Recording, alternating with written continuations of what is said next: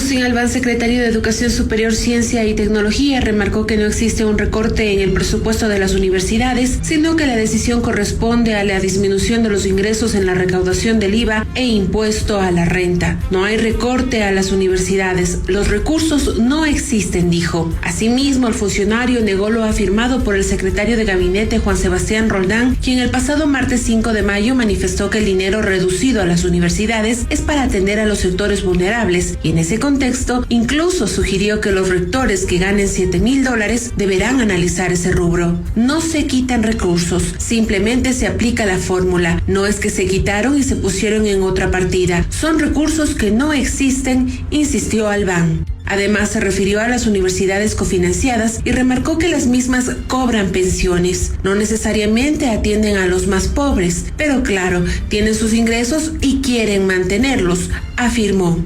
Ricardo Hidalgo, rector de la Universidad UTE, se encuentra con nosotros para hablar del tema. Bienvenido.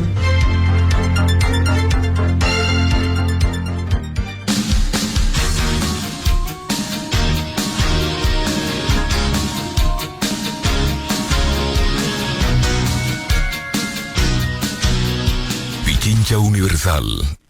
Son las 7:39. Bienvenido justamente a Ricardo Hidalgo, rector de la UTE. Usted acaba de escuchar la introducción a la entrevista y yo le añado algo más. El secretario de CENESID pues dice que la plata no hay, en efecto, que se trata de que no se pudo cobrar el IVA, el ICE y una serie de aspectos de dónde provenían los financiamientos, pero también dice esto: hay que bajar los sueldos de los rectores. Yo sé que usted es rector de una universidad privada, pero habla para justificar entonces este importante y sustancioso recorte presupuestario. ¿Qué opina? ¿Cuál es su lectura, señor rector? Buenos días. Muchísimas gracias por la invitación. Buenos días y un saludo cordial a quienes nos escuchan. Bueno, sí, esas son las afirmaciones del señor secretario, que yo las respeto obviamente, pero no las comparto. 2019 ya las universidades rentas de Estado, una disminución de $7 millones el mes de octubre. Y este año hemos tenido un recorte adicional hace 3 o 4 días de alrededor de $4,5 millones.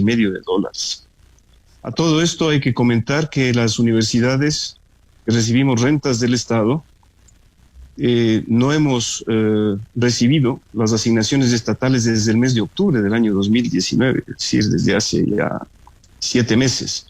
Unas desde octubre, otras noviembre y otras diciembre. Pero ninguna de las universidades hemos recibido las asignaciones del año 2020. El presupuesto para las universidades se elabora con el presupuesto del año anterior. Hay un trabajo muy interesante que está realizado por 2 rectores, el doctor Juan Ponce, director de la Flaxo, y el doctor Marcelo Ceballos de la Universidad Técnica del Norte. Ellos demuestran con cifras como tanto el dinero que ha ingresado al presupuesto del Estado por el IVA como por los impuestos desde el año 2015 siempre ha subido. En cambio, las asignaciones estatales a las universidades públicas y privadas siempre ha bajado. Ahora bien, lo que ocurre con la educación es dramático. Las universidades públicas ya sufrieron una reducción de $140 millones el año pasado. Este año, hace poquito, $98 millones. Entonces, si sabemos que el 75 y el 80% del presupuesto de las universidades es para pagar sueldos, ¿a qué nos vamos a ver abocadas las distintas universidades?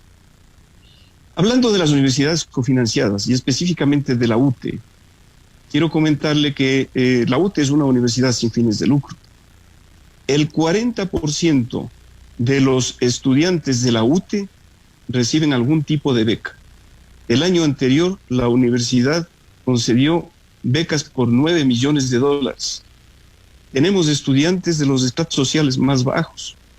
Fíjese que para iniciar este ciclo de clases a través de el sistema online, hemos tenido que comprar 900 tablets con un plan de datos para los estudiantes de escasos recursos, porque no tienen una computadora en casa ni tampoco tienen internet. Esa es la realidad del país. Y eso es lo que se le debe confrontar al señor secretario de la CNESID. Con respecto a los sueldos, de los rectores, bueno, ¿qué le puedo decir yo? Están intentando de alguna manera desviar la atención a una discusión que es estéril. Mi sueldo es público. Yo tengo un sueldo, una asignación mensual de $6,000. Tengo 61 años, me he dedicado a estudiar, a trabajar toda mi vida, soy un investigador dedicado a la educación superior de hace...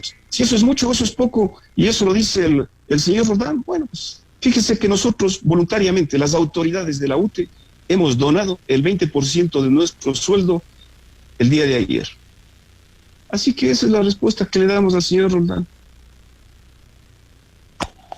Rector Hidalgo, buenos días. Le saluda Licenia Espinel. Esta falta de pagos de esta asignación, si se puede llamar así, que les daba el Estado y que les están adeudando desde hace meses atrás, más este nuevo recorte, ¿qué le significa a la UTE? ¿Qué va a tener que dejar de hacer en vista de que estos recursos no llegan? Por ejemplo, ayer también conversábamos con el rector de la Universidad Católica del Ecuador y él decía que lamentablemente la consecuencia inmediata de esta falta de recursos, de esta falta de entrega, de cumplimiento por parte del gobierno, iba a significar que no vayan a poder dar becas nuevas a los estudiantes, es decir, van a asumir las que ya estaban otorgadas, pero a los nuevos estudiantes no va a haber becas. En el caso de la UTE, ¿qué es lo que va a pasar? ¿Hacia dónde se va a aplicar de una u otra forma este recorte? ¿A las becas? ¿A despedir docentes? ¿A suprimir carreras, cursos? ¿A dónde? ¿Cómo va a ser la afectación?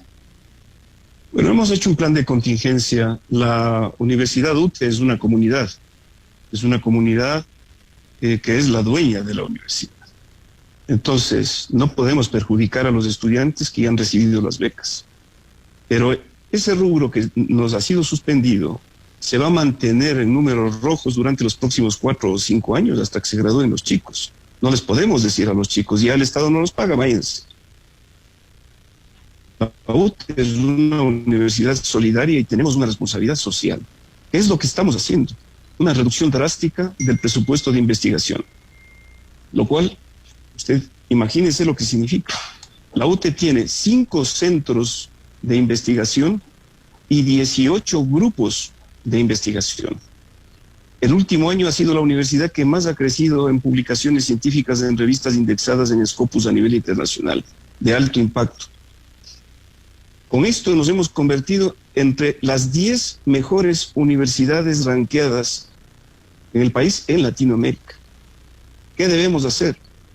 Suspender los gastos, la inversión en investigación, suspender los programas de vinculación con la colectividad, suspender el rubro de capacitación de los docentes y de intercambio docentes internacionales.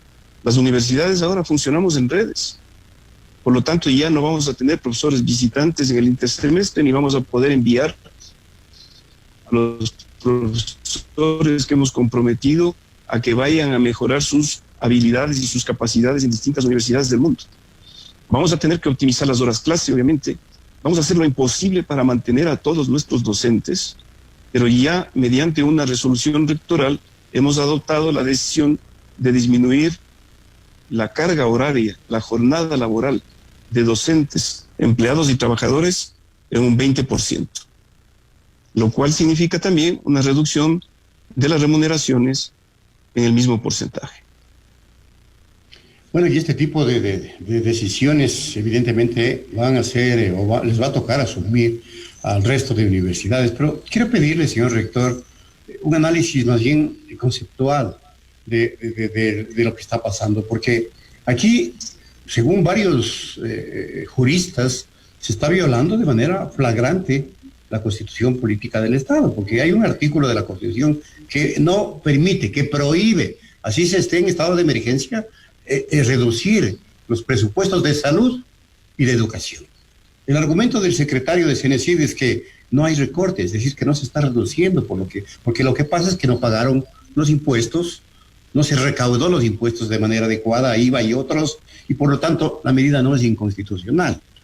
No sé si usted es jurista o no, pero te facilito entender que es un argumento para justificar el recorte. No sé qué piense usted. Yo no soy abogado, soy cardiólogo.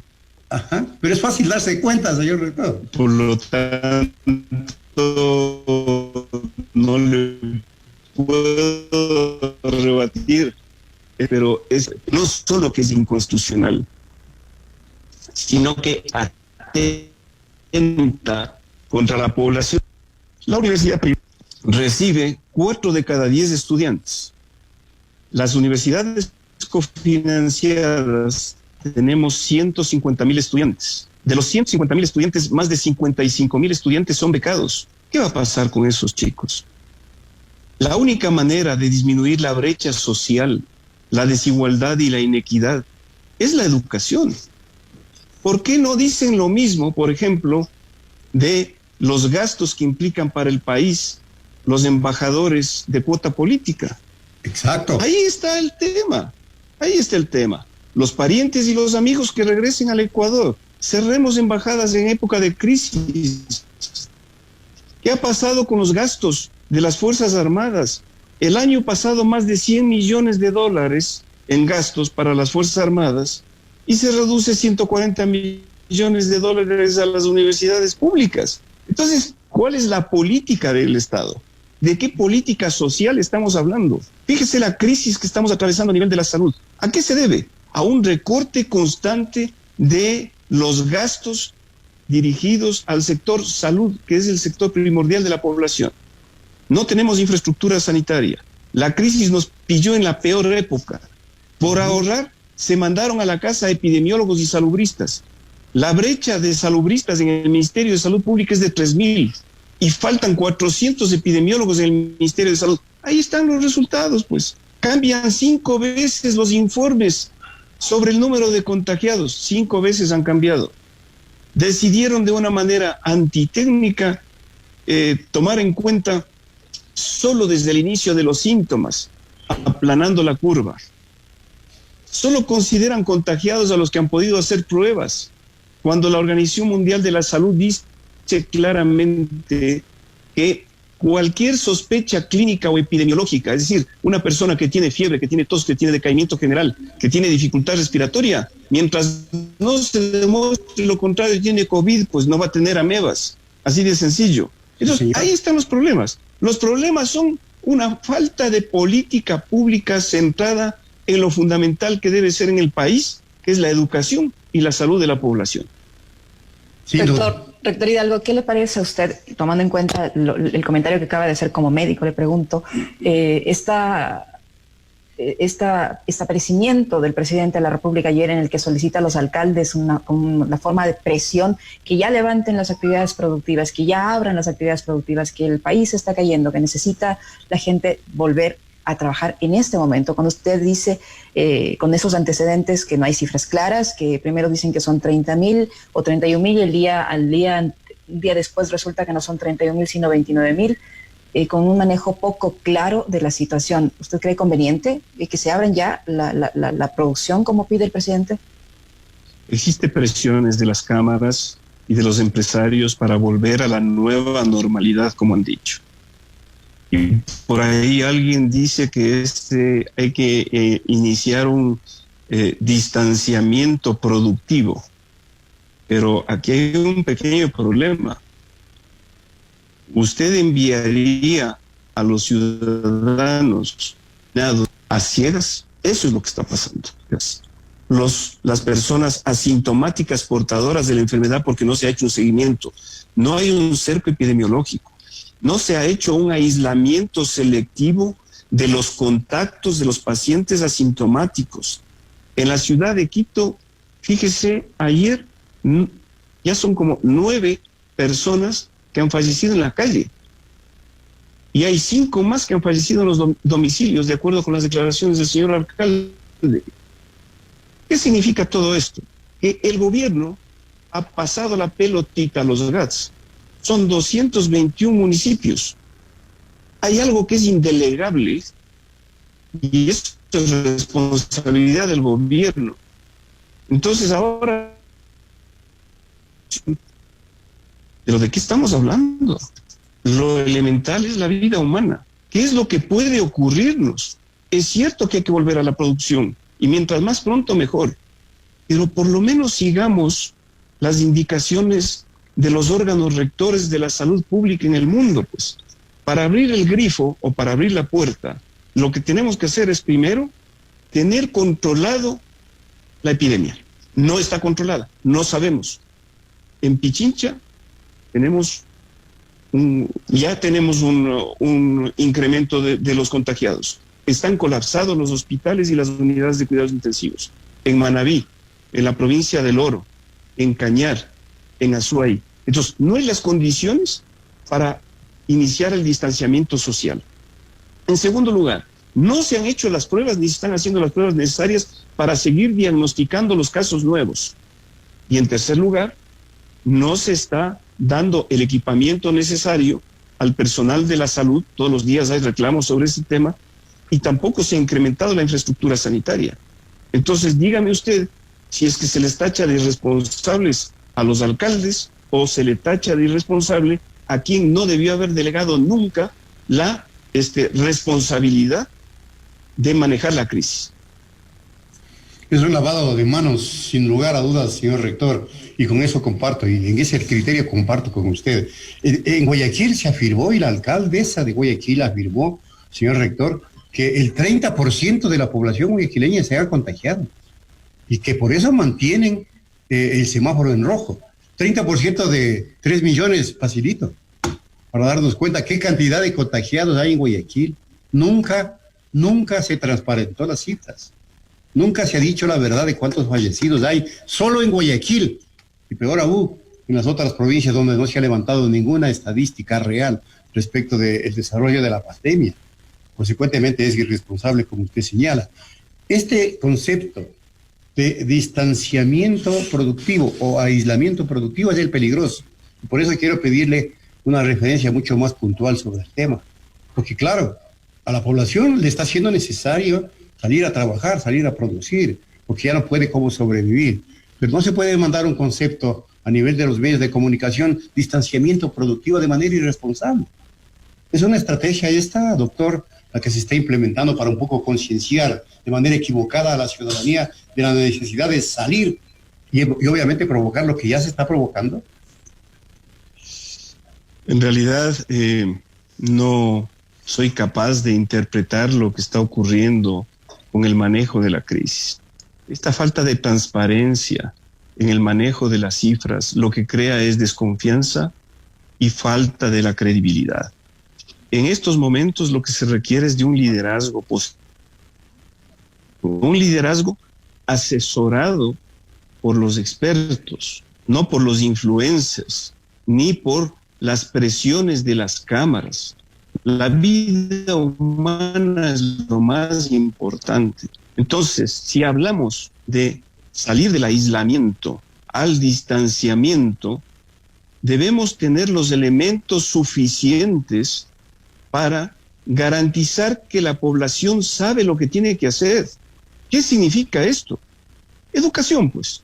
En lugar de decir que hay desacato, desobediencia, que somos unos indisciplinados, cierto es que la indisciplina social en los países latinoamericanos, en los países latinos, está en nuestro propio ADN.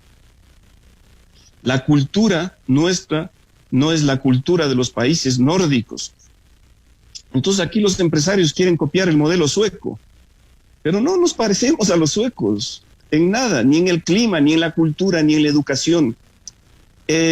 Suecia es el país que más habitaciones, más viviendas unipersonales tiene. ¿Qué pasa con nuestros barrios en la periferia, por ejemplo, de las grandes ciudades? 4 o 5 personas, padres, hermanos, tíos, cuñados, niños, abuelos, todos conviviendo en un mismo sitio, en un espacio ridículo. Esa es una de las causas por las cuales hemos tenido un incremento en la mortalidad, lo que se denomina los determinantes sociales de la salud, que son el analfabetismo, el hambre, la miseria, la marginalidad, la falta de agua potable, la falta de alcantarillado, la falta de oportunidades para el trabajo. ¿Y eso cómo se evidencia? Pues se evidencia por el incremento de la mortalidad en los barrios periféricos de la ciudad de Guayaquil, que han sido los más azotados. Si esto no es una coincidencia, Lo que el COVID ha hecho es poner en evidencia las inequidades y la desigualdad social que se vive en este país. Y claro, nos venden el modelo de Guayaquil como el modelo exitoso. Ahí está el modelo exitoso. Probablemente la alcaldesa tiene razón. Para que las cifras cuadren, estamos hablando de los datos del Financial Times y del New York Times, que hablan de 14,000 muertos. Para que esas cifras cuadren, debe haber existido al menos 1 millón de contagios. Pero si abren el grifo en este momento, la epidemia que estuvo, la pandemia y el brote severo que estuvo en los barrios del sur, se va a ir a los barrios del norte. Ese es el tema, porque no hay fronteras para el virus. Rector Hidalgo, volviendo al tema de las universidades, el señor Agustín Albán ha señalado que él va a mantener diálogos con los rectores de las universidades para analizar la manera de cómo colocar una partida, por ejemplo, para construcción de un edificio, para investigación y no tener que ir a asignar esa partida al pago de docentes, evitar que se eche a la calle a los profesores. En el caso de la UTE, ¿ha habido ya ese acercamiento con la CENESID? ¿Usted ha logrado dialogar con él? ¿Tiene previsto hacerlo? Bueno, 2 temas antes de contestar a su pregunta. El día de ayer, usted debe saber que la Comisión de Régimen Económico de la Asamblea Nacional decidió suspender la medida del Ministerio de Economía y Finanzas con respecto a la reducción del presupuesto para la educación superior. Y por otra parte, debo comentarle que el día miércoles nosotros iniciamos una acción por incumplimiento en la Corte Constitucional, las 8 universidades cofinanciadas. Ayer se sorteó y se designó juez. La doctora Núquez ha sido designada y ya se dio curso a la solicitud que hicimos las universidades. Con respecto a la pregunta suya, sí, yo debo decir, mantenemos un diálogo continuo, periódico, con el señor secretario de la CENESID. Él realmente está conversando con todos los rectores, eso me consta, porque además tenemos un chat con la CENESID, y en el tema ya personal mantengo una excelente relación con el señor secretario y estamos discutiendo esta serie de situaciones. También hay que ponerse en su camisa, él está defendiendo al gobierno, hay una política general de gobierno y él tiene obviamente que seguir con las líneas que le mandan desde las esferas superiores. Finalmente, señor rector, se hace una interpretación, por decirlo menos capciosa, del Ministerio de Finanzas, ¿no? Es que las universidades invierten, dice, un promedio de $5,900 por año por estudiante. La Universidad Amazónica, 37,000 por año. Otras 1,949 estudiantes por año. Pero bueno, de eso se trata. Es una inversión. Aquí lo que se está queriendo dar a entender es que se está gastando. La educación es una inversión. Entonces no se puede hacer ese tipo de interpretaciones. Señor rector, le pido un comentario sobre esto. Tenemos estudiantes que por primera vez en la historia de su familia han accedido a la universidad. Eso habla bien de un sistema que, con todas las falencias del caso, ha venido siendo implementado en los últimos años. Ahora bien, ¿qué es lo que ocurre? Al reducir la inversión en salud, en educación y en salud, estamos afectando el futuro de la juventud ecuatoriana en este caso, y estamos afectando la supervivencia de la población cuando hablamos de salud. Esta no es la vía para el Ecuador. Paradójicamente, todos los países del mundo están invirtiendo en salud y en investigación científica de las universidades. De ahí viene.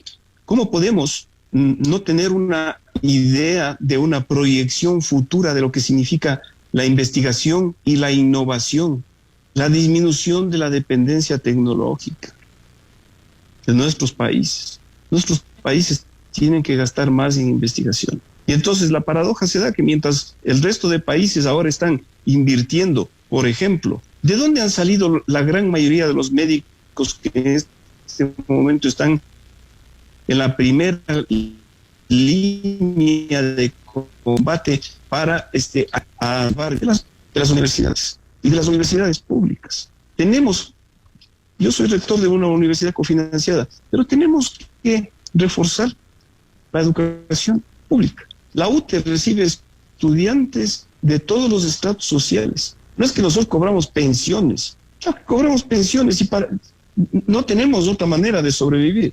Pero la UTE es una universidad solidaria, es de las que menos aranceles cobran. No hemos subido los aranceles, hemos dado facilidades de pago, ayudas económicas. Tenemos 3 tipos de becarios por fuera del sistema de becas del Sistema Nacional de Nivelación y Admisión. Nosotros admitimos a estudiantes que no pueden ingresar a la universidad pública. No hay futuro en nuestro país si no hay educación. Muchísimas gracias, señor rector.